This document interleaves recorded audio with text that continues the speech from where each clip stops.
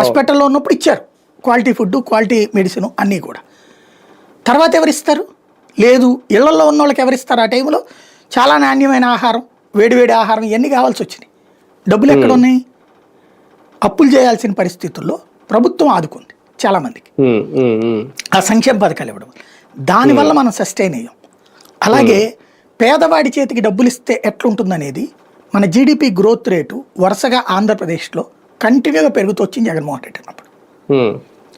ఆ కరోనా టైంలో తప్పించి మధ్యలో తగ్గిన దాఖలా లేదు. పెరుగుదల కంటిన్యూగా దేశం యావరేజ్ కంటే ఎక్కువ వచ్చింది. ఎందుకని? సంక్షేమ పథకం ఇచ్చినప్పుడల్లా ఫర్ ఎగ్జాంపుల్ ఒక పథకానికి 15,000 18,000 ఇచ్చాడండి జగన్మోహన్ రెడ్డి. వీళ్ళు ఏం చేసేవాళ్ళు? ఈ 15,000 తీసుకెళ్లి వాళ్ళ అబ్బాయికి ఒక బైకు, దీని ఈ 18,000 డౌన్ పేమెంట్ కట్టి మిగతాది నెల నెలకి ఇస్తాయి.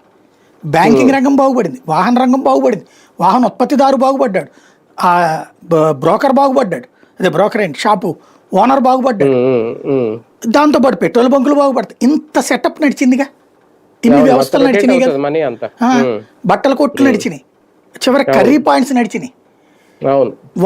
డబ్బులు జగన్ రిలీజ్ చేసిన తర్వాత వారం 10 రోజుల పాటు వ్యాపారాలు హ్యాపీగా నడిచాయి. ఇప్పటికీ వ్యాపారులు అడిగితే చెప్తారు, జగన్ డబ్బులు రిలీజ్ చేసి బట్టలు నొక్కడం బిగిన్ చేశాక వారం 10 రోజుల పాటు అన్ని షాపులు ఫుల్గా ఉండేవి. ఎస్పెషల్